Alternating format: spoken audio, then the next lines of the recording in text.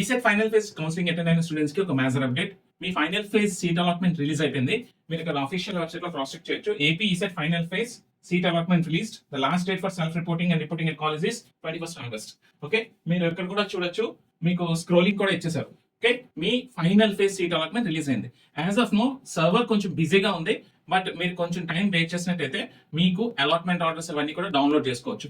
Present ఏంటంటే మనకి allotment orders ఇవన్నీ కూడా డౌన్లోడ్ అవ్వట్లేదు, కొంచెం ఓపిక పట్టండి. ఓకే, సో అందరూ ఏం చేస్తారంటే మీరు ఇక్కడ క్యాండిడేట్ లాగిన్ నుంచే లాగిన్ అయ్యి మీ క్యాప్ రిజిస్ట్రేషన్, మీ పాస్వర్డ్ క్యాప్చర్ ఎంటర్ చేసి సైన్ ఇన్ అయినట్టయితే మీరు ఈ పేజ్ కి రీడైరెక్ట్ అవుతారు. ఓకే, సో ఇక్కడ నుంచి అలాట్మెంట్ స్టేటస్ నుంచి మీరు మీ అలాట్మెంట్ ని డౌన్లోడ్ చేసుకోవచ్చు. ఓకే, సో ఎవరైతే సెకండ్ ఫేజ్ కౌన్సిలింగ్ అటెండ్ అయ్యారో వాళ్ళు మాత్రమే క్రాస్ చెక్ చేసుకోండి. అసలు సెకండ్ ఫేజ్ అటెండ్ అవ్వాలని వాళ్ళు లాగిన్ అవ్వాల్సిన పని లేదు. ఓకే, సెకండ్ ఫేజ్ అటెండ్ అయిన వాళ్ళు ఫస్ట్ క్రాస్ చెక్ చేసుకోవాల్సింది ఏంటంటే మీ అలాట్మెంట్ స్టేటస్ క్రాస్ చెక్ చేసుకోండి.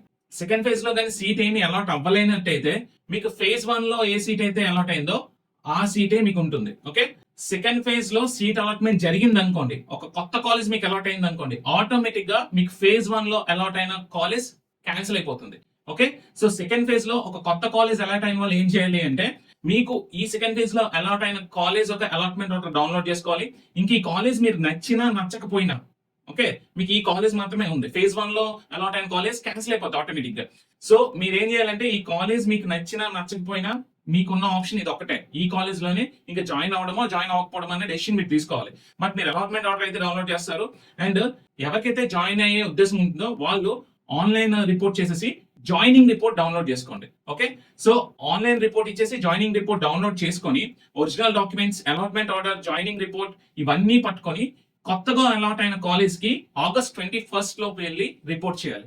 మీరు August 21st లోపు కొత్తగా అలాట్ అయిన కాలేజ్కి వెళ్ళి రిపోర్ట్ చేయకపోతే ఈ సీట్ కూడా క్యాన్సిల్ అయిపోతుంది. Okay, so keep in mind. అర్థమవుతుందా? So second phase counselling attend అయిన వాళ్ళలో ఎవరికైనా సీట్ అలాట్మెంట్ జరగలేదు అనుకోండి, ఫేజ్ 1 లో మీకు అలాట్ అయిన సీట్ మీకు అలాగే ఉంటుంది సేఫ్ గా.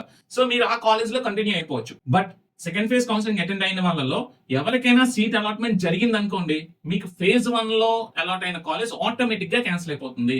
ఇది మాత్రం ఇంపార్టెంట్ పాయింట్, దృష్టిలో పెట్టుకోండి.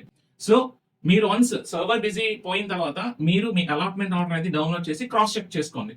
సో ఎవరికైతే సీట్ అలాట్మెంట్ జరగలేదో మీరు ఆల్రెడీ ఫేజ్ 1 లో అలాట్ అయిన కాలేజ్ లో కంటిన్యూ అయిపోవచ్చు.